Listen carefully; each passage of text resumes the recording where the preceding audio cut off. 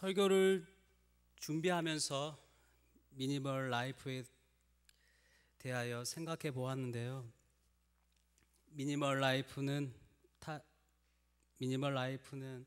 불필요한 물건이나 일 등을 줄이고 일상생활에서 꼭 필요한 적은 물건으로 살아가는 단순한 생활 방식입니다. 저는 3주 전에 미니멀 라이프를 실천하기 위해 제 방을 정리했는데요. 쉽지가 않았습니다. 방 안에 불필요한 물건들이 너무 많았기 때문이죠. 그래서 미니멀 라이프의 가장 중요한 행동, 버리기를 실천하였습니다. 볼펜, 잡동사니 안 쓰고 쌓아둔 물건들이 많고 안 보는 책들, 그래서 결심하여 10년간 모아둔 책의 3분의 1을 버렸고 책장 1개를 버렸습니다. 버리니 방이 정말 깔끔해지고 단순하게 보이기 시작했습니다. 방 하나를 정리하였는데 어느 정도 단순한 생활 방식이 된 것이죠.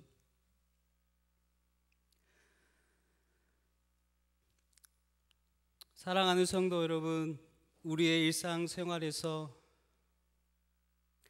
정리가 안 되고 복잡하고 어지럽다면 가지고 있는 것을 버리는 것처럼 우리의 신앙생활에서도 불필요한 것은 버려야 합니다. 왜 버려야 합니까? 하나님의 것으로 우리 안에 채워야 하기 때문이죠. 하나님의 것이 아닌 다른 것이 우리 안에 들어오면, 채워지면 우리의 삶은 절망으로 향할 수밖에 없기 때문입니다. 그러므로 내 안에 하나님과 거리가 먼 것은 과감하게 버려야 하는 것입니다. 오늘 본문에서 하나님은 이스라엘 민족의 불필요한 것을 과감하게 제거하셨습니다. 3절에 여호와께서 바알브올의 일로 말미암아 행하신 바를 너희가 눈으로 보았거니와 바알브올을 따른 모든 사람을 너희의 하나님 여호와께서 너희 가운데서 멸망시키셨으되, 바알브올의 사건이란 이스라엘이 가나안 땅에 들어가기 전 부올 지역에서 바알을 숭배하는 이방 여인과 음행을 하였고, 그리고 더 나아가 바알에게 바친 제사의 음식을 먹었으며 더불어서 바알에게 절을 하였던 것입니다. 즉 이스라엘 백성들이 부올 지역에서 바알 신을 숭배한 것이죠.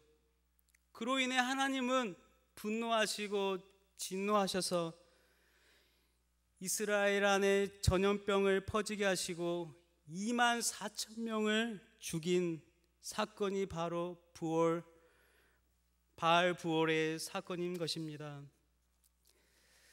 사사기에도 여룻바알이라는 호칭을 받은 인물이 있죠. 기드온입니다. 기드온은 하나님의 말씀에 순종하여 아버지의 집에 있는 바알 상을 부수고 아세라 상을 찍고 아세라 나무를 제단으로 가지고 가서 하나님께 번제로 드렸던 것이죠. 그 동네 사람들은 기드온을 볼 때마다 바알을 찍어 부순 자라해서 여룻바알이라고 불리게 되었습니다. 사랑하는 성도 여러분, 인생을 살아가면서 신앙을 지키기 위해 믿음의 도전에 직면하는 경험들을 한 번쯤은 해보았을 것입니다. 저도 10년 전쯤 기드온과 비슷한 경험을 한 적이 있는데요. 10년 전쯤 저희 아버지가 지인에게 받은 선물이 있었는데, 그 선물은 버팔로의 뿔처럼 생긴 장식이었고 딱 보아도 비싸 보였고 매우 멋있어 보이는 것이었습니다. 그런데 저는 그 뿔 장식을 볼 때마다 우상적인 상징물처럼 보였죠. 그래서 아버지에게 말하여서 저 뿔을 부숴야 하는데, 가부장적인 집안 분위기여서 선뜻 아버지에게 말하지 못하였죠. 그리고 몇 달이 지난 후에 도저히 참지 못해서 아버지에게 말하였습니다. 저기 걸려있는 뿔이 우상 같은 장식이어서 버렸으면 좋겠다고 말하였는데요. 그때 아버지가 그러냐 하시면서 별말 없이 버리라고 말씀하시는 것이었습니다. 멋있고 비싸 보였지만 그 장식이 우상 같은 것처럼 보였기에 저는 서스름 없이 쉽지 않은 결정이었지만 아버지에게 말하였던 것이죠. 그리고 아버지가 별말 없이 버리라고 하였고, 저는 곧바로 그 뿔을 쓰레기장으로 가서 주위에 있던 벽돌을 하나 들어서 이 뿔 장식을 향해 던져 깨뜨렸던 기억이 있습니다. 얼마나 속이 후련했던지 여룻바알 기드온도 그러한 심정이 아니었을까요? 바알상과 아세라 신상을 깨부수면서 속이 많이 후련했을 것입니다. 사랑하는 성도 여러분, 하나님과 멀어지는 행동을 한 이스라엘 백성들, 하나님도 믿지만 세상의 우상의 신들도 섬기는 혼합주의요 인본주의에 가까운 삶을 살고 있었던 것입니다. 이러한 이스라엘 역사는 악함의 역사요, 하나님과 멀어지는 역사였습니다. 이렇게 완악한 이스라엘 백성들을 보면서 우리들에게 도전을 주며 깨달을 수 있는 것이 있는데요. 말씀대로 살지 않으면 벌을 받고 말씀대로 살면 은혜를 받는다는 것입니다. 그렇다면 말씀대로 살아가는 자들이 받는 은혜는 무엇일까요? 4가지로 정리해 보았는데요. 먼저 첫 번째, 사는 은혜. 두 번째, 기업의 은혜. 세 번째, 지혜와 지식의 은혜. 네 번째, 동행의 은혜입니다. 첫 번째, 사는 은혜입니다. 1절에 이스라엘아, 이제 내가 너희에게 가르치는 규례와 법도를 듣고 준행하라. 그리하면 너희가 살 것이요 너희 조상의 하나님 여호와께서 너희에게 주시는 땅에 들어가서 그것을 얻게 되리라. 이스라엘 백성들의 힘도 아니요 노력도 아니요 오직 하나님의 은혜로 애굽의 압제에서 구원을 받고 이제 너희들이 들어갈 저 약속의 땅 가나안 땅에서 살아갈 때 겪는 두려움과 죽음을 이길 수 있는 비결이 바로 나의 말씀, 규례와 법도인 말씀대로 살아가는 것이라고 말씀하고 있는 것입니다. 사랑하는 성도 여러분, 오래 참으시고 오래 기다리시는 하나님이 이제는 인생을 살아갈 수 있는 방법까지 친절하게 가르쳐 주고 있는 것이죠.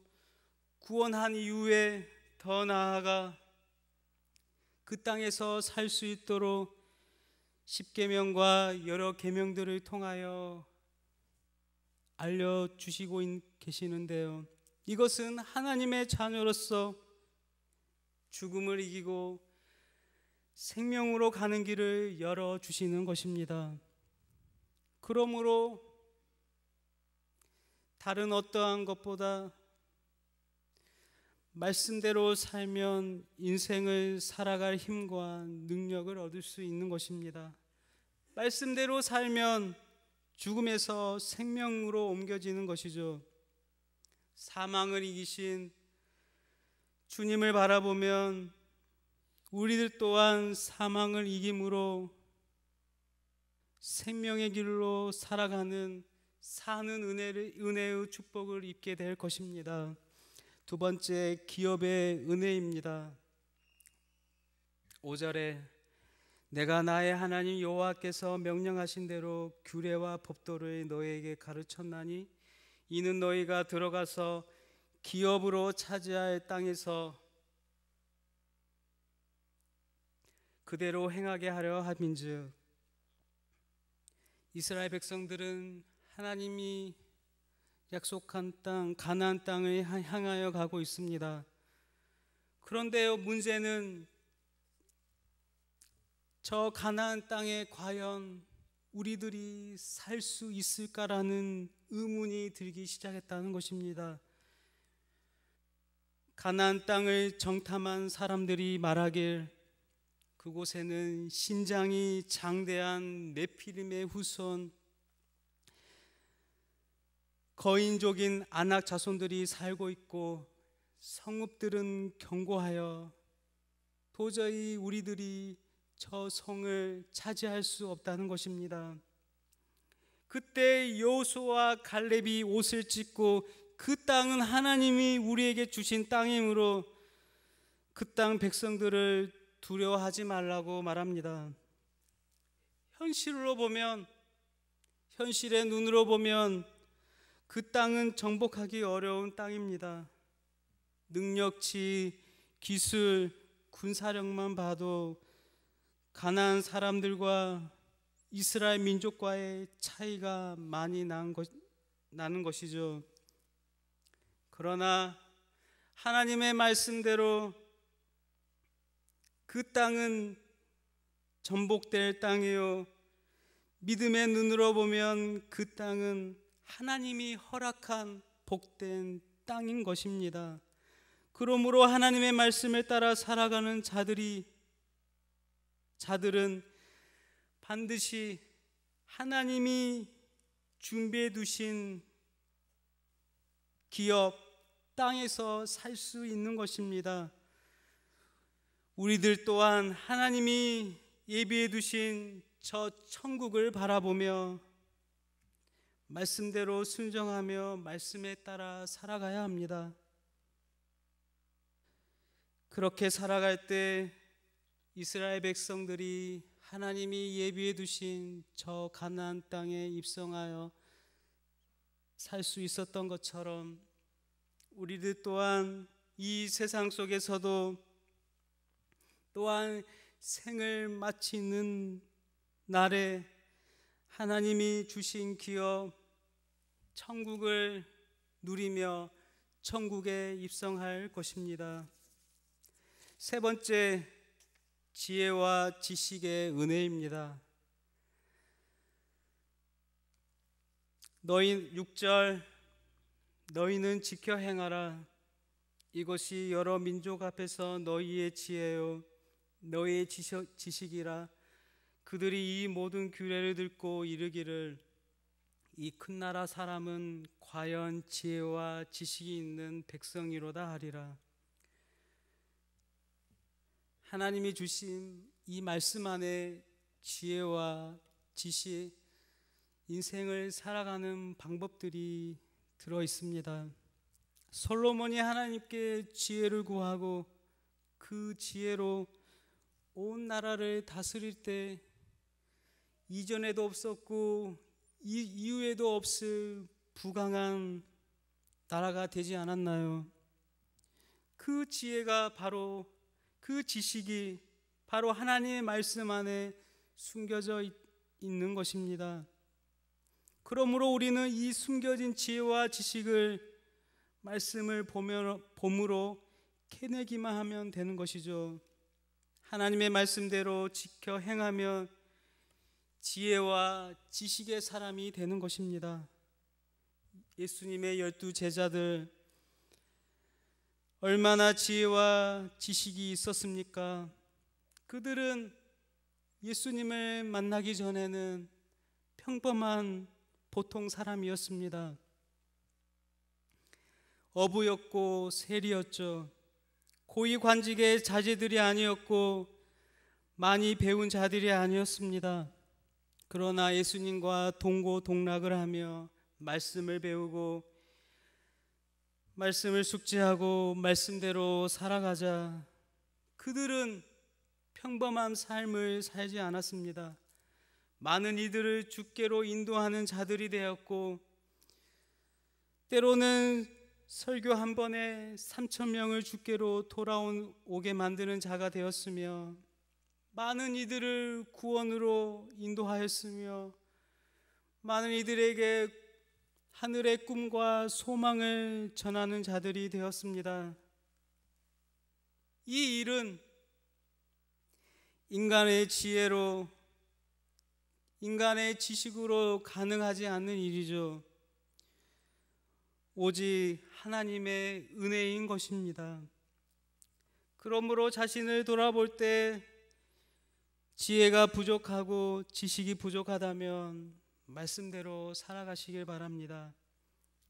분명히 하나님이 주시는 지혜와 지식으로 살아가게 될 것입니다. 이제 마지막 네 번째 동행의 은혜입니다. 7절 우리 하나님 여호와께서 우리가 그에게 기도할 때마다 우리에게 가까이 하심과 같이 그 신이 가까이 함을 얻은 큰 나라가 어디 있느냐. 하나님과 가까이 함이 큰 복이 됩니다. 하나님과 가까이 하고 하나님과 동행하면 하나님의 것을 누릴 수 있기 때문인 것입니다. 하나님은 우리의 아바 아버지가 되시죠. 아들은 아버지의 소유물들을 누릴 수가 있는 것입니다. 아버지의 집에서 편하게 소파에 앉아 TV를 볼 수 있고 아버지의 자동차를 편하게 탈 수 있고 내가 돈을 내지 않아도 식당에서 맛있는 음식을 먹을 수 있습니다. 그러나 아버지와 가까이 하지 않으면 그러한 혜택을 누리지 못하는 것이죠. 이처럼 우리의 아버지가 되시는 하나님과 가까이 하면 하나님의 것을 누릴 수 있습니다. 그렇다면 어떻게 하나님과 가깝고 친밀한 관계가 될 수 있을까요? 성경은 기도라고 말하고 있습니다. 7절에 보시면 우리가 그에게 기도할 때마다 우리에게 가까이 하신다고 말씀하고 있습니다. 성도 여러분, 요즘 얼마나 기도하고 계신가요? 기도하면 달라집니다. 그러나 기도하지 않으면 달라지지 않습니다. 기도 너무 어렵지 않나요? 10분도 기도하기 어려운 것이 10분도 기도하기 어렵습니다. 그러나 기도하면 이 험난한 세상 지치고 넘어지는 것보다 기도하면서 하나님께 힘을 얻는 것이 더 나을 것입니다. 하지만 제 자신을 보더라도 세상에 너무 시달려 넘어지고 상처투성이가 되어 가는데도 하나님께 기도하지 않는 저 자신을 보게 됩니다. 여러분들은 어떠신가요? 기도로 여러분들의 문제를 해결하고 계신가요? 아니면 넘어져도 상처투성이어도 하나님과 동행하지 않고 물이 아래로 흐르듯 세상이라는 물에 내 몸을 맡기고 계시진 않으신가요? 우리는 이 세상이라는 물을 거슬러 올라가야 합니다. 올라가서 동행의 은혜를 누려야 할 것입니다. 2000년 시드니 올림픽 때의 일입니다. 16년 동안 다이빙 종목의 강세였던 중국 대표팀으로 인해 다이빙 여자 10m 플랫폼 결승전에서 모든 카메라가 중국 선수를 향하고 있었습니다.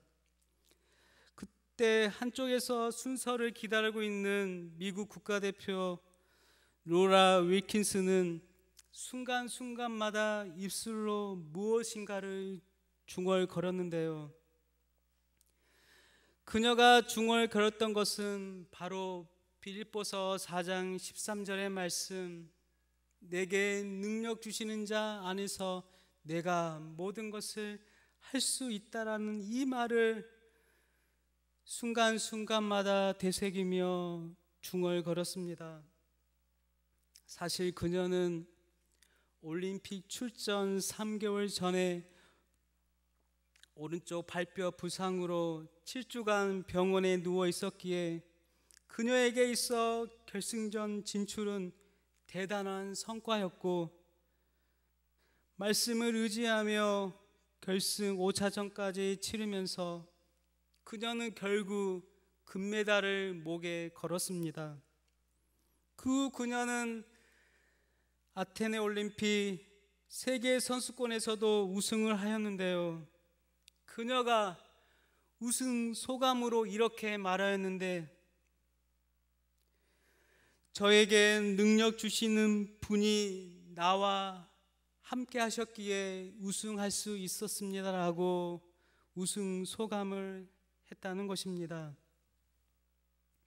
사랑하는 성도 여러분, 우리는 오늘 말씀에 사람들이 받는 4가지 은혜에 대하여 말씀을 들었는데요. 첫 번째, 사는 은혜. 두 번째, 기업의 은혜. 세 번째, 지혜와 지식의 은혜. 네 번째, 동행의 은혜입니다.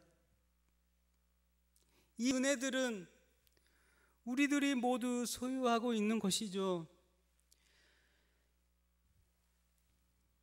예수 그리스도를 믿고 회개하여 구원받은 모든 하나님의 자녀들은 이 4가지 은혜들을 모두 가지고 있는 것입니다. 그러므로 이 은혜들을 받은 우리들은 이 은혜를 잘 사용해야 합니다. 그러나 삶이 녹록지 않으므로 이 은혜들을 망각하며 살아갈 때가 많지 않습니까? 그러므로 우리는 이제 오늘 말씀에서 알려주신 이 4가지 은혜들을 기억해야 합니다. 하나님께서는 많은 은혜들을 우리에게 주셨지만 특별히 이 4가지 은혜는 꼭 기억하여 하나님의 은혜를, 하나님의 축복을 받는 자녀들이 되어야 할 것입니다. 이렇게 이 은혜를 기억하며 살아가는 자들에게 하나님께서는 놀라운 이들을 우리를 통하여 이루어 주시는데요. 그러므로 우리들은 하나님의 말씀을 늘 읽고 순종하며 살아가야 할 것입니다. 그리하여 언제나 어디서나 순간순간마다 하나님의 기쁨이 되며 하나님의 영광으로 살아감으로 저 천국의 놀라운 소망을 품고 하나님의 것으로 늘 풍요로운 삶을 누리시는 복된 성도님들이 다 되시기를 주님의 이름으로 축복드립니다.